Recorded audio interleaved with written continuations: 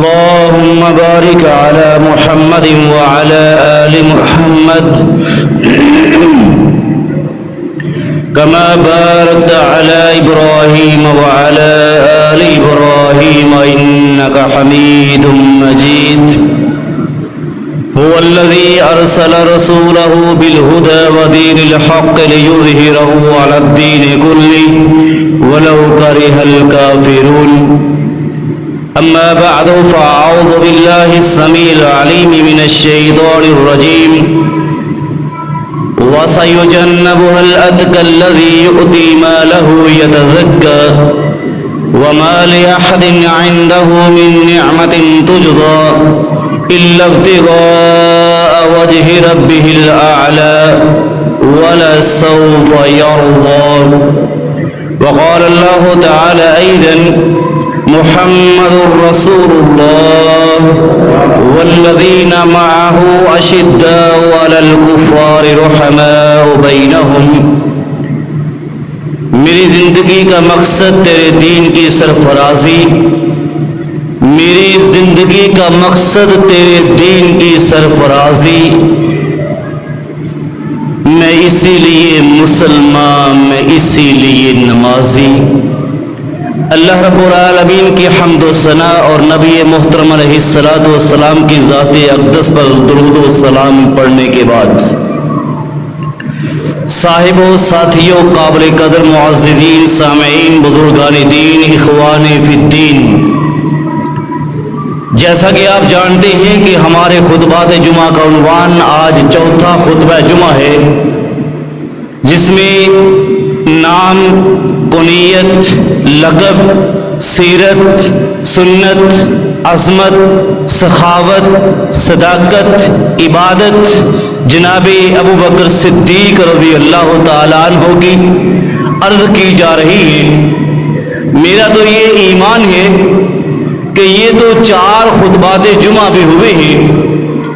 انسان صحیح معنوں میں اپنے ان برگزیدہ اسلاف صحابہ کرام کی تفصیل کے ساتھ سیرت اور عظمت، شہادت اور عبادت، خطابت اور ریاضت کو بیان کرے تو انسان کی زندگی بیت سکتی ہے، لیکن ان اسلاف کی محبتوں کا حق ادا نہیں ہو سکتا. میں موٹی موٹی چند چیزیں عرض کروں گا. آج میرے خطبہ جمعہ کے عنوان میں ایک ہنگامی صورتحال سیلاب زدگان کے حوالے سے بھی شامل ہے، اور آج میں نے یہ سیرت سیدنا ابو بکر صدیق رضی اللہ تعالی عنہ آپ کی خلافت کے دوران، یعنی بحیثیت خلیفہ، قوم کا خادم اور امت محمد صلی اللہ علیہ وسلم کی خدمت کرنے والی ہستی جناب ابو بکر صدیق رضی اللہ تعالیٰ عنہ کی سیرت کو بھی مکمل کرنا ہے، تاکہ اگلے جمعے سے سیرت النبی ربیع الاول شروع ہونے والا ہے. اس لیے اس موضوع کو مکمل کرنا چاہوں گا. تو بڑے ہی اختصار کے ساتھ میں آج کی کچھ باتیں عرض کر کے سیدنا صدیق اکبر رضی اللہ تعالی عنہ و ارضا کی خدمات، پھر آپ کی ریاضت اور عبادت اور محبت اور خطابت اور خلافت، اور پھر وفات کو عرض کروں گا. آپ اس بات سے حیران ہو جائیں گے کہ میں نے شروع میں جو علامہ اقبال کا شعر پڑھا ہے نا کہ میری زندگی کا مقصد تیرے دین کی سرفرازی، میں اسی لیے مسلمان، میں اسی لیے نمازی. اور دینانات کے لوگوں، کوئی بندہ کام کرتا ہے MP بننے کے لیے، کوئی ساری زندگی کھپا دیتا ہے، 16 سال 17 سال 20 سال 25 سال پڑھتے پڑھتے ڈاکٹر بننے کے لیے، انجینئر بننے کے لیے، ٹھیکیدار بننے کے لیے، افیسر بننے کے لیے، لیکن پھر بھی وہ چیزیں بعض دفعہ نہیں ملتی جو انسان چاہ رہا ہوتا ہے. لیکن قربان جاؤ ابو بکر تیری عظمت اور تیری صداقت اور تیری عبادت پر کہ میرے رب کو کہنا پڑ گیا وَلَا سَوْفَ يَرْضَى. اے میرے ابو بکر، تو نے میں اللہ کو اور میرے نبی کو اتنا خوش کیا ہے کہ قیامت کے دن میں تمہیں خوش کر کے چھوڑوں گا. دنیا کی زندگی تو نے میری مرضی کے مطابق گزاری اور جنت کی نعمتیں اور کوٹھیاں اور محلات یہ تیری مرضی کے مطابق تمہیں ملیں گے. اور یہی وجہ ہے کہ نبی کائنات مسجد نبوی میں تشریف فرما ہے. آپ نے صحابہ سے پوچھا من اصبح منکم اليوم صائما، اے میرے صحابہ آج تم میں سے نفلی روزہ کس نے رکھا ہے؟ کوئی کھڑا نہ ہوا سوائے میرے ابو بکر کے.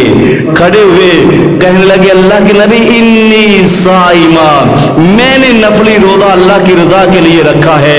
پھر نبی کائنات نے پوچھا من تبع منکم الجنازہ، تم میں سے آج کسی مسلمان کا جنازہ کس نے پڑھا ہے؟ کوئی کھڑا نہ ہوا.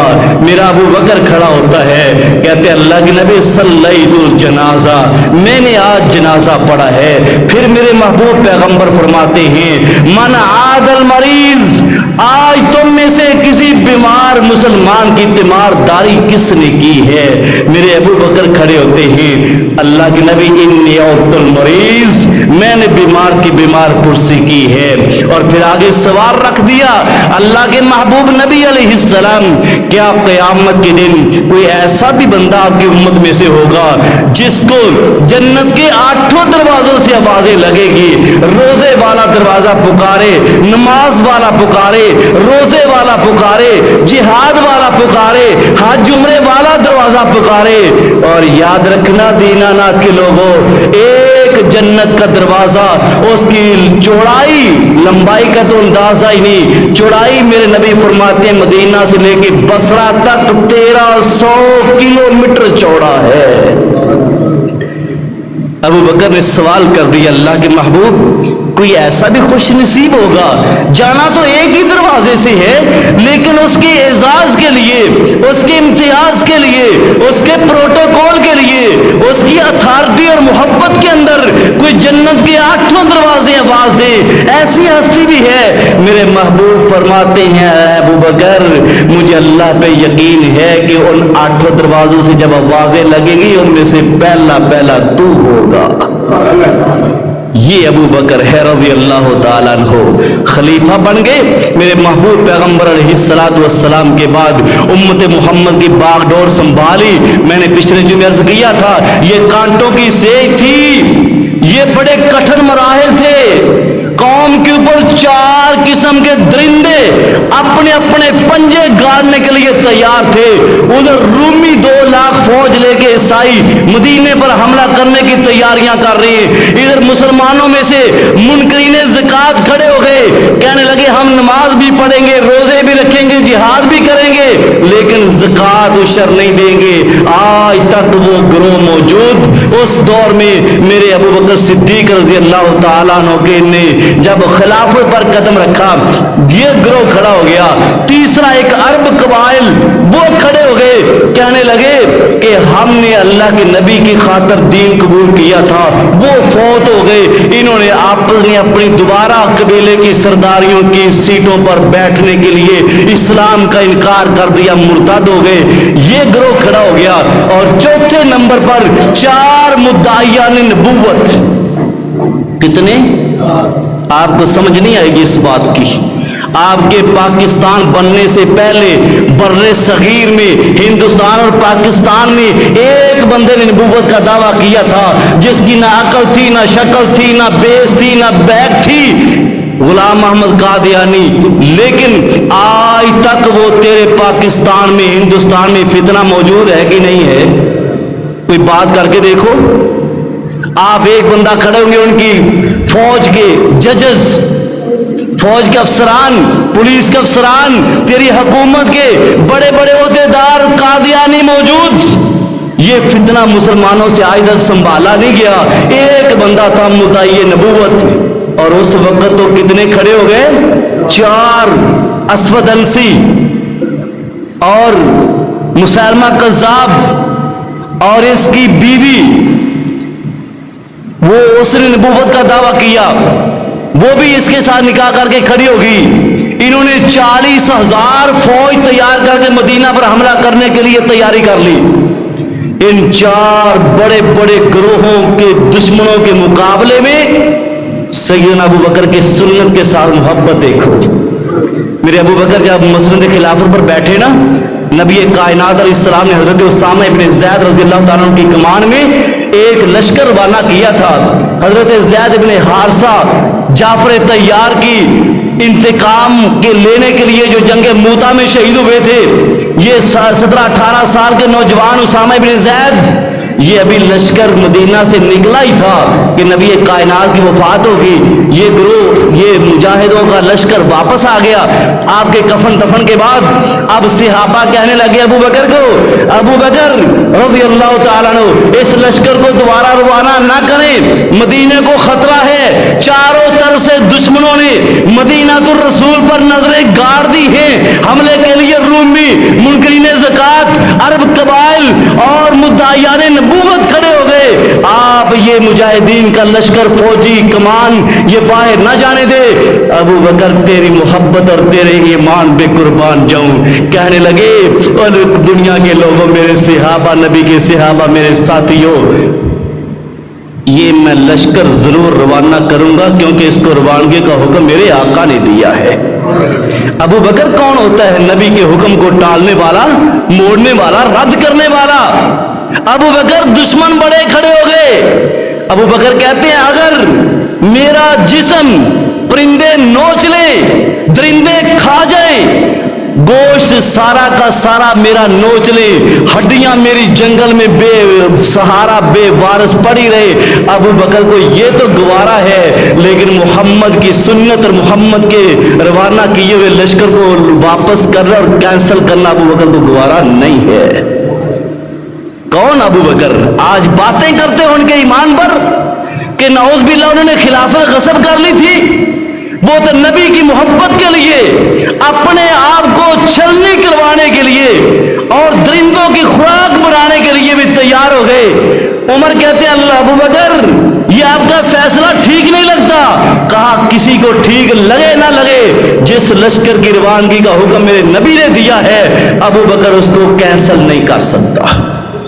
लश्कर रवाना कर दिया। अब सुन्नत की बरकत देखो कितनी हुई कि वो लोग रूमी, मुतायान नबूवत, अरब कबाइल जो मुर्ताद हो गए और मुनकरीन ज़कात, ये सारे के सारे जो मदीने पर हमला करने के सोच रहे थे ना, जब इनको पता लगा कि मुसलमान तो बाहर हमले कर रहे हैं, फौजी लश्कर बाहर जा रहे हैं, इसका मतलब यह है कि मुसलमानों के पास बड़ी कसीर तादाद में फौज मौजूद है।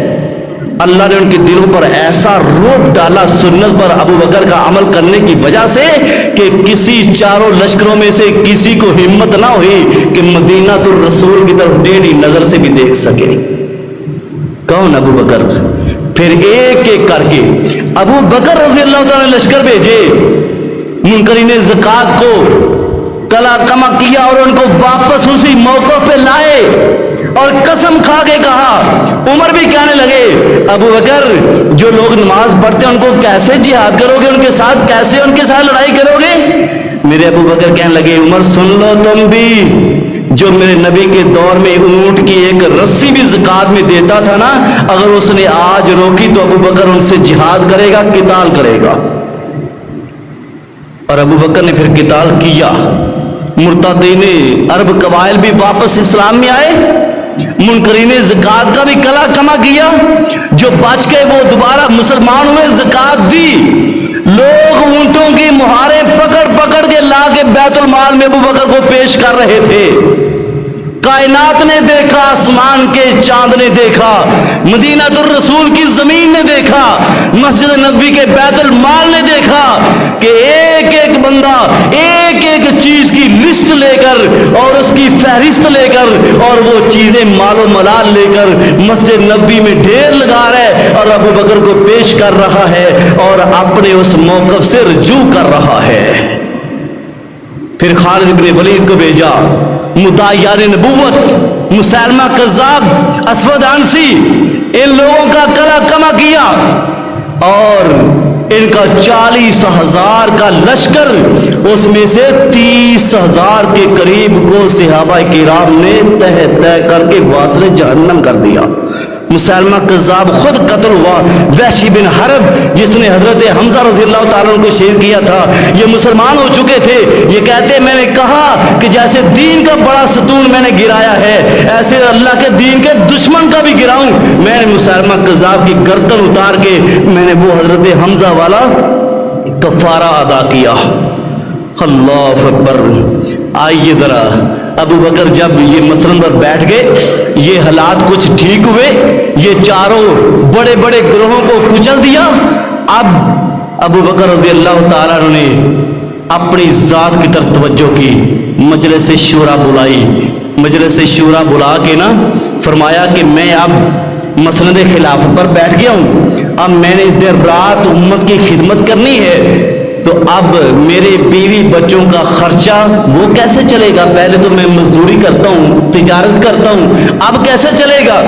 مجلس شورا نے کہا جی آپ کا وظیفہ لگا دیتے ہیں بیت المال سے. کہا ٹھیک ہے لگا دو. جی کتنا لگائیں؟ بحث شروع ہو گئی. ابو بکر خود بولے واہ ابو بکر، نبی کا یار غار ہو تو ایسا ہو. کہنے لگے جو ایک مزدور کی ماہانہ مزدوری بنتی ہے نا اتنا وظیفہ ابو بکر کا لگا دیا جائے. حضرت عمر نے سوال کیا ابو بکر رضی اللہ تعالیٰ عنہ، اگر اتنے وظیفے سے آپ کے بچوں کا گزارا نہ ہوا تو؟ ابو بکر کہتے ہیں اگر میرے بچوں کا گزارا نہ ہوا ایک مزدور جتنے وظیفہ لینے سے، تو پہلے مدینہ کے مزدور کی مزدوری بڑھاؤں گا پھر اپنی تنخواہ بڑھاؤں گا. سادہ لفظوں میں آج کے دور میں ایک مزدور کی تنخواہ فیکٹری کی 37,000 گورنمنٹ نے مقرر کی ہے غالباً. اب ایک M P A M N A نہیں، صدر وزیر اعظم وہ کتنی لے رہے؟ لاکھوں کے حساب سے سیلری. اور صدر وزیر اعظم دور کی بات. میری ریسرچ کے مطابق گیس کا جو چیف ہے نا، گیس کا یہ سوئی گیس کا جس کا آنے کا بھی کام نہیں ہو رہا، کوئی نیا میٹر نہیں لگ رہا، نیا کنیکشن نہیں لگ رہا، کوئی کام نہیں ہے، لیکن اس کا جو چیف ہے اس کی 58 لاکھ ماہانہ تنخواہ ہے. گاڑی گورنمنٹ کی، پٹرول گورنمنٹ کا، ہزاروں یونٹ گورنمنٹ کے، یہ بجلی کے، یہ گیس کے، یہ مکان کرائے کا، حالانکہ ذاتی مکان ہے لیکن کرایہ گورنمنٹ سے لے رہا ہے. یہ ایک ایک فیصد کی مثال ہے. صدر تو وزیر اعظم تو بات ہی بڑی دور کی ہے، ان کے سے تو کوئی حساب مانگے تو وہ حساب مانگنے والے کو جیل بند کر دے. لیکن میرے ابو بکر قربان جاؤں، جہاں پہ تو لیٹا ہے اللہ تیری قبر پہ کروڑوں رحمت نازل فرما دے. اور واقعی وہ جگہ روضۃ من ریاض الجنہ اور اللہ کی رحمتوں کے برسنے کی وہ منبع ہے اور مرکز اور محور ہے. ابو بکر کہتے ہیں لوگوں اگر میرا گزارا نہ ہوا تو پہلے مزدور کی مزدوری بڑھے گی، پھر ابو بکر کی تنخواہ بڑھے گی. ایک مزدور کے برابر اپنی تنخواہ مقرر کی، لیکن اس کے باوجود کیا ابو بکر رضی اللہ تعالیٰ عنہ ایک دن نا عمر کہتے ہیں کہ میں ابو بکر کو دیکھا فجر کی نماز پڑھ کے نا اسی طرح جلدی جلدی مسجد سے نکل جاتے ہیں، منہ نیرے ابھی اندھیرا ہوتا ہے تو یہ چلے جاتے ہیں مسجد سے. میں ایک دن نا پیچھے پیچھے گیا تو راستے میں مجھے کوئی خاص چیز نظر نہ آئی. میں اگلے دن پھر گیا میں نے دیکھا ایک دن کہ آپ ایک مدینہ سے باہر جنگل میں جھونپڑی ہے، خیمہ لگا ہوا ہے، تمبو لگا ہوا ہے، اس کے اندر ابو بکر داخل ہو گئے. اور کچھ دیر کے بعد ابو بکر باہر نکلے تو منہ پہ مڑاسا مارا ہوا ہے، کوئی مجھے پہچانے بھی نہ. ابو بکر نکل کے واپس آ گئے تو عمر کہتے میں اس خیمے میں چلا گیا. جب میں نے اس خیمے میں جا کے دیکھا نا ایک بوڑھی ضعیف اماں آنکھوں سے نابینی پڑی ہے چارپائی پہ، ہاتھ پاؤں ہلا نہیں سکتی اور اس کے خیمے میں چند برتن پڑے ہیں کھانے پینے والے، بڑے صاف ستھرے ہیں، خیمے کی صفائی ہوئی ہوئی ہے۔ اور اماں جی کو میں نے جا کے سلام کہا، اماں جی نے سلام کا جواب دیا۔ میں نے کہا اماں تم کب سے پڑی ہو؟ کہتی مجھے تو سال کا عرصہ گزر گیا اسی طرح پڑی ہوئی بے یار و مددگار۔ کہا پھر گزارا کیسے ہوتا ہے؟ کہنے لگی پتہ نہیں، کوئی اللہ کا بندہ آتا ہے، وہ آگے کھانے کی سرید بنا کے نا شوربے میں لقمے بھگو بھگو کے میرے منہ میں ڈال کے مجھے کھلا کے اور پھر وہ برتن صاف کر کے میرے خیمے کی صفائی کر کے چپ کر کے چلا جاتا ہے، مجھے نہیں پتا کون ہے۔ اللہ اکبر۔ عمر کہتے جب میں نے دیکھا نا پیچھے پیچھے آیا تو آپ نے جب مڑاسا کھولا تو ابو بکر، میں نے کہا نبی کے یار غار تو نے عمر کے لیے بڑی مشکلات پیدا کر دی ہے، یہ عمر کیسے پوری کرے گا جو تو ڈیوٹیاں دے رہا ہے؟ ہائے ہائے، وہ ابو بکر صدیق رضی اللہ تعالیٰ عنہ۔ کون ابو بکر؟ جب ابو بکر کی وفات ہوئی آپ کی چارپائی کو اٹھایا گیا، جنازہ اٹھایا گیا، جنازہ لے کے صحابہ جا رہے ہیں، آگے سے اچانک 3-4 بچے آ گئے، کہنے لگے چاچو جان چار پہ رکھ دو۔ عمر موجود، عثمان موجود، علی موجود رضی اللہ تعالیٰ عنہ، حسنین کریمین موجود، سارے صحابہ موجود، چار پہ رکھ دی گئی۔ یہ بچے آگے آ جاتے ہیں، چار پہ کو پکڑ لیتے ہیں، بھاگ کے عمر آگے بڑھتے ہیں، کہتے ہیں بیٹو اگر میرے بھائی سے ابو بکر سے نبی کے یار غار سے کچھ لین دین ہے تو ہمیں جنازہ پڑھا لینے دو، میں آپ کا لین دین کلیئر کروں گا۔ عثمان آگے بڑھے، کہا بیٹو اگر کچھ ہمارے ابو بکر سے لینا ہے تو مجھ سے لے لینا، ان کا جنازہ ہونے دو۔ یہ رو رو کے چارپائی کے پایوں کو چمٹ جاتے ہیں، سسکیوں میں آہوں میں ان کی چیخیں نکل جاتی ہیں، کہنے لگے چچا عمر، چچا عثمان، چچا علی، ہم نے ابو بکر سے کچھ لینا نہیں ہے، ہمارے باپ کو کافی عرصہ ہوا فوت ہو گئے، ہمارا کوئی پرسانے حال چچا تایا دادا نانا نہیں تھا، ہم بے سہارا تھے، ابو بکر تھے جو ہمارے گھر میں ہر مہینے کا پورا راشن چوری دے کے آیا کرتے تھے۔ ہمیں باپ کے فوت ہونے کو اتنا دکھ نہیں ہوا جتنا آج ابو بکر کے فوت ہونے کا دکھ ہوا ہے۔ ہمارا باپ آج فوت ہوا ہے، ہمیں آج دنیا تاریک نظر آ رہی ہے، ہمیں آج اندھیرا نظر آتا ہے کہ باپ گیا تو اللہ نے ابو بکر پیدا کر دیا، اب ابو بکر بھی چلا گیا تو اب ہمارے یتیموں کا سہارا کون مرے گا؟ عمر کہتے واہ ابو بکر تیری قسمت کیا کیا کہنے، کیسا انسان ہے، کسی کو پتا بھی نہیں ہے، عمر کو بھی نہیں پتا، مجلس شورا کو بھی نہیں پتا کہ ابو بکر کیسے کیسے ایک بوڑھی ماں جو آنکھوں سے نبینی مدینے سے باہر بے یار و مددگار خیمے پڑی ہے، اس کے خیمے میں جھاڑو دیتا ابو بکر خلیفۃ الرسول نظر آتا ہے، یتیم بچوں کی کفالت کرنے والا ابو بکر نظر آتا ہے۔ اور یہاں پہ تو حال یہ بن گیا، اول تو ہماری حکومت کچھ کرتی ہی نہیں ہے، اگر کرے 10 روپے کا کام وہ بھی قوم کا ٹیکس لے کے تو تصویریں اور ویڈیوز بنا بنا کے اس بندے کی خودداری کا بیڑا غرق کر دیتے ہیں۔ لیکن کہاں سے لاؤں ابو بکر کو رضی اللہ تعالیٰ عنہ وارضا؟ عمر کہتے ہیں ابو بکر تو نے ہمارے لیے خلافت اور یہ میدان بڑا مشکل بنا دیا ہے۔ کون؟ ابو بکر رضی اللہ تعالیٰ عنہ بیمار ہو گئے، جیسے میرے نبی کو 14 دن بخار آیا ان کو بھی 14 دن بخار ہوا، آج 14واں دن ہے، 21 جمادی الثانی ہے۔ ابو بکر فرماتے ہیں اپنی بیٹی سیدہ عائشہ طیبہ طاہرہ عالمہ فاضلہ محدثہ فقیہہ سے، کہنے لگے بیٹی آج کون سا دن ہے؟ کہا سوموار کا دن ہے۔ کہا ہمارے نبی کس دن اس دنیا سے گئے؟ کہا ابا جی سوموار کے دن اس دنیا سے گئے۔ کہنے لگے الحمدللہ میری دلی خواہش تھی کہ اللہ مجھے بھی اسی دن موت آئے جس دن میرے پیارے حبیب کو وفات ہوئی تھی۔ اللہ اکبر۔ اب وصیت سنو ذرا، آج ہمارے بھی اب آباء و اجداد وصیتیں کرتے ہیں، ہمارے بھی بڑے وصیتیں کرتے ہیں، اب وہ تو اپنی زندگی میں بیٹوں کے نام لگوا کے بیٹیوں کو مردہ لکھوا دیتے ہیں یا بے وارث کر دیتے ہیں یا بلا کے ان کو فورس کرتے ہیں، پریشرائز کرتے ہیں کہ بیٹا اپنے بھائیوں کو حق چھوڑ دو، اپنے بھائیوں کو معاف کر دو، یہ تو باپ کا دروازہ کھلا رہے، اور تمہیں کیا پتا یہ پردیسن چوزیاں، یہ کونجے، یہ تیری بہنیں یہ تیرے لیے کیسے کیسے تنہائی میں بیٹھ کے دعائیں کرتی ہے، بھائی کی قبر کو دیکھ کے کیسے خوش ہوتی ہے، تمہیں کیا پتا تم چند مرلے زمین کے پیچھے لگا ہوا ہے۔ بہنوں کو کہتا ہے کہ اگر میرا منہ دیکھنا ہے تو زمین چھوڑ دو، اور اسلام نے تمہیں بہن سے ڈبل حق دیا، باپ کے مرنے کے بعد بہن کو 1 ایکڑ دیا، تمہیں 2 ایکڑ دیے، بہن کو 1 لاکھ دیا، تمہیں 2 لاکھ دیے، اگر تو بہن سے ڈبل دے کے پیٹ نہیں بھر سکتا تو بہن کا حق کیوں مانگتا ہے، پھر بھی نہیں بھرے گا۔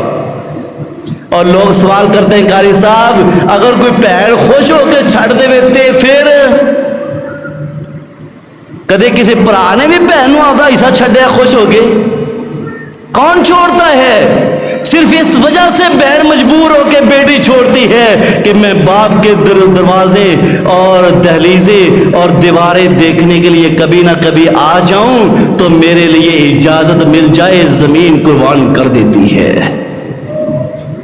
میرے ابو بکر بھی آپ وصیت کرنے لگے ہیں، سنو ذرا غور سے۔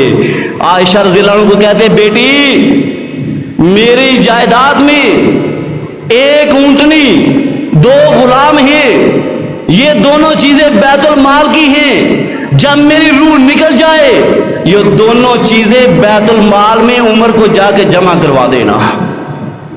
اور اگلی بات اور جملہ سنو، ابو بکر کہتے ہیں عائشہ بیٹی میرے گھر کی تسلی سے تلاشی لینا، کوئی اور ذرہ برابر بھی چیز نکلے تو وہ بھی بیت المال میں داخل کروا دینا، جمع کروا دینا۔ کہاں سے لاؤں ابو بکر؟ خلافت کہتے غصب کر لی تھی، قبضہ کر لی تھی، اس لیے کیا تھا۔ بیٹی عائشہ رونا شروع ہو گئی، باپ نے پوچھا بیٹی عائشہ کیوں روتی ہو؟ کہا ابو بکر بابا جان آج آپ کی وفات کا ٹائم ہے، گھر میں کفن بھی نیا کپڑا نہیں ہے اور نئے کفن کے کپڑے کے پیسے بھی نہیں ہیں۔ یہاں پہ تو کونسلر بن جائے تو اس کی ساتھ پشتیں بیٹھ کے کھاتی ہیں، اتنا کرپشن کر لیتے ہیں۔ چند دن 3 سال کے لیے چیف آف آرمی سٹاف بن جائے تو 2100 ارب کے بیلجیم میں بنگلے خریدے جاتے ہیں، بیٹیوں کے لیے ہوائی جہازوں پہ باہر کے ملک سے ناشتے منگوائے جاتے ہیں کروڑوں روپے کے، لیکن یہ بھی میرے نبی کا خلیفہ ہے، یہ بھی امت کی خلافت کرنے والا، خدمت کرنے والا ہے۔ بیٹی رو رہی ابا جی آپ کے کفن کا کپڑا بھی نہیں اور کپڑے کے پیسے بھی نہیں۔ ابو بکر نے فرمایا بیٹی رونے کی ضرورت نہیں ہے، اگر اللہ نے ابو بکر کو معاف کر دیا، قبر کو جنت بنا دیا تو اس کفن کی کیا حیثیت ہے، جنت سے ریشمی پوشاک آ جائے گی۔ اور اگر تیرے باپ کو اللہ نے معاف نہ کیا، خدا نخواستہ حساب میں ناکام ہو گیا، یہ تو عاجزی ہے نا، اگر ابو بکر تیرا باپ ناکام ہو گیا تو یہ کفن کس کام آئے گا، جل کے راکھ ہو جائے گا۔ اس لیے بیٹی جو کچھ گھر میں ہے وہ بیت المال میں جمع کروا دینا اور اپنے بابا کو انہی پرانے کپڑوں میں کفنا دینا، پرانے کپڑوں میں کفنا دینا۔ بیٹی ہائیں مار کے رونے لگی، نبی کی بیوی ہے، دنیا کی بھی جنت کی بھی، ابو بکر کی بیٹی صدیقہ ہے، سارے صحابہ کی عورتوں میں سے استاد ہے۔ سیدہ عائشہ کی چیخیں نکل گئی ابا جی ہم آپ کے لیے نیا کفن بھی نہیں خرید سکتے؟ یار آج ہماری برادری، ہمارے علاقے میں سے، محلے میں سے کوئی 3% آدمی، غریب آدمی فوت ہو جائے، ہم اس کو بھی پرانے کپڑوں میں کبھی کفن نہیں نہ دیتے۔ اللہ اکبر۔ تو یہ تو ابو بکر صدیق ہے، یہ تو عتیق ہے، یہ تو افواہ ہے، یہ تو تقا ہے، یہ تو خلیفہ رسول ہے، یہ تو سسر رسول ہے، یہ تو یار غار ہے، یہ تو ثانی اثنین ہے، یہ تو میرے پاک پیغمبر محمد الرسول اللہ صلی اللہ علیہ وسلم کا صدیق اور صحابی ہے۔ کتنی عظمت والا اور مسلمانوں کا بالاتفاق خلیفۃ الرسول امیر المومنین ہے، لیکن بیٹی سے کیا کہہ رہے ہیں؟ بیٹی انہی پرانے کپڑوں میں کفن دے دینا۔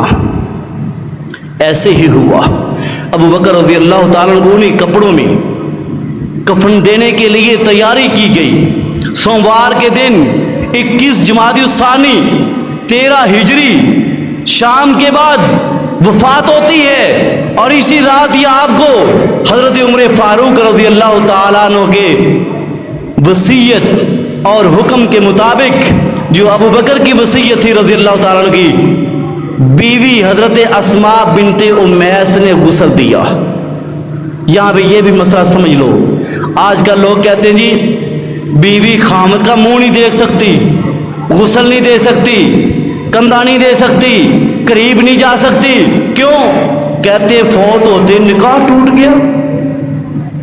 اور کبھی مسئلہ سنا ہے کہ نہیں سنا؟ میرے حنفی بھائیوں کو یہ مغالطہ ہے، بیوی خامد کو، خامد بیوی کو غسل نہیں دے سکتی، لیکن سیدنا پیارے ابو بکر رضی اللہ تعالیٰ عنہ کو حضرت اسماء بنت امیس بیوی نے غسل دیا، اور سیدہ فاطمہ الزہرا رضی اللہ تعالیٰ عنہ کو خامد حضرت علی نے غسل دیا۔ بیوی خامد کو، خامد بیوی کو غسل دے سکتی ہے اور چہرہ دیکھ سکتی ہے۔ اچھا بھائی، اگر نکاح فوت ہوتے ہی ٹوٹ گیا، بندہ خامد فوت ہو گیا، تو پھر بیوی 4 مہینے 10 دن عدت کس بات کی گزارتی ہے؟ سوگ کس بات کا ہے؟ یہ ثابت کرنے کے لیے کہ نکاح فوت ہوتے ہی ٹوٹ گئے، پھر تو اس کو آزاد ہونا چاہیے۔ لیکن عام انسان کو 3 دن سوگ منانے کی اجازت، بیوی کو 4 مہینے 10 دن قرآن کا حکم۔ الذین یتوفون منکم ازواجا ویذرون ازواجا یتربصن بانفسہن 14 اشہر وعشرا، جن بیویوں کے خاوند فوت ہو جائیں 4 مہینے 10 دن عدت گزارے، ان کے حق میں بیٹھی ہیں۔ اور اگر نکاح ٹوٹ گیا فوت ہوتے ہی، تو پھر خاوند کی وراثت میں سے عورت کو 8واں حصہ، اولاد ہونے کی صورت میں، بچے نہ ہونے کی صورت میں خاوند کی وراثت میں سے 4تھے حصے کا عورت حقدار کیسے بن گئی؟ وہ تو نکاح ہی ختم ہو گیا، وارث کیسے بن گئی؟ اچھا پھر ایک اور بات، ہم تو ویسے قبر پر تختی نہیں لگاتے، بات آئی تو مسئلے کی وضاحت کر دوں، ہم تو قبر پہ تختی نہیں نہ لگاتے، لیکن میرے دوست تو لگاتے ہیں نا، جو کہتے ہیں نکاح ٹوٹ گیا۔ اچھا ابھی دینا ناتھ کے کسی قبرستان میں میرے ساتھ چلو، اور انہوں دوستوں نے تختی لے کے لگائی ہوگی زوجہ فلاں، لکھا ہوتا ہے کہ نہیں؟ کبھی قبرستان میں گئے ہو کہ نہیں؟ زوجہ لکھا ہوتا ہے کہ نہیں؟ اچھا مرد نکاح ٹوٹ گئے تو پھر قبر پہ تختی کیوں لگائی ہو کہ ابھی فلاں کی بیوی ہے؟ ایک طرف کچھ کہے جا رہے ہو، دوسری طرف کچھ کہے جا رہے ہو۔ تو خامد اور بیوی دونوں ایک دوسرے کو غسل بھی دیکھ سکتے ہیں، چہرہ بھی دیکھ سکتے ہیں، اور خامد بیوی کی چارپائی کو کندھا بھی دے سکتا ہے۔ اچھا یار عجیب مسئلہ ہے، بیوی فوت ہو گئی، خامد کندھا نہیں دے سکتا، پرائے دے سکتے ہیں۔ واہ سبحان اللہ! اور اس کے لیے میں دلائل دوں تو وقت بہت کم ہے۔ سیدہ فاطمہ رضی اللہ عنہ فوت ہوئی، غسل حضرت علی نے دیا، کفن حضرت علی نے دیا، جنازہ حضرت علی نے پڑھایا، چارپائی کو کندھا حضرت علی نے دیا، چاروں حوالے ذمہ دار، رات کی تاریکی میں جنازہ پڑھایا گیا، اور چاروں کام سیدنا حضرت علی نے کیے۔ اور صحیح بخاری کی حدیث، نبی کائنات باہر سے گھر تشریف لائے، جس بخار میں آپ کی وفات ہوئی وہی بخار شروع ہوا، سر درد سے بیماری شروع ہوئی۔ نبی کائنات گھر میں آئے، کہتے 28 صفر کی تاریخ ہے، گھر میں آئے تو کہتے مجھے سر میں درد ہو رہا ہے۔ حضرت عائشہ کہتے اللہ کے نبی میرے بھی سر کو درد ہو رہا ہے۔ آپ فرماتے ہیں عائشہ اگر تو سر کے اسی درد میں فوت ہو جائے، تمہیں غسل بھی دوں، تمہیں کفن بھی دوں، तुम्हें कब्र में लाहर में भी उतारूं और फिर तेरे ऊपर खड़ा होके कब्र पर दुआ भी करूं, तेरा जनाजा भी पढ़ाऊं। सही बुखारी की हदीस है। मेरे नबी ने हुक्म फरमा दिया, प्यारे अली ने अमल करके दिखा दिया, तो लिहाजा ये बहुत बड़ा मुगालता है जिसकी कोई बुनियाद नहीं है। वक़्त बहुत कम है। प्यारे अबू बकर सिद्दीक रज़ी अल्लाह ताला अन्हु 21 जमादी सानी 13 हिजरी सोमवार के दिन मगरिब के बाद आपकी वफात हुई, और इसी दिन यानी आगे आने वाली रात को प्यारे उमर रज़ी अल्लाह ताला अन्हु ने नमाज जनाजा पढ़ाया। और मेरे महबूब पैगम्बर के हमेशा के रफीक, हमेशा के दोस्त, हमेशा के साथी, जो हज़र में, सफ़र में, जंग में, अमन में, नमाज में, रोज़े में, हज में, जिहाद में, हर जिंदगी के लम्हे लम्हे पर पहले नंबर पर नबी होते थे और दूसरे नंबर पर कंधे से कंधा लगा के अबू बकर खड़े होते थे। आज भी उसी रोज़े में नबी कायनात के साथ कब्र में अबू बकर सिद्दीक रज़ी अल्लाह ताला अन्हु को सुपुर्दे खाक कर दिया गया। इन्ना लिल्लाहि व इन्ना इलैहि राजिऊन। अल्लाह रब्बुल आलमीन उन बरगुज़ीदा हस्तियों पे करोड़ों नहीं अरबों रहमतों की बरखा बरसाए। आमीन सुम्मा आमीन। रोज़े क़यामत अल्लाह हमें उनका साथ नसीब फरमाए। अक़ूलु क़ौली हाज़ा अस्तग़फ़िरुल्लाह ली व लकुम व लिस्साइरिल मुमिनीन।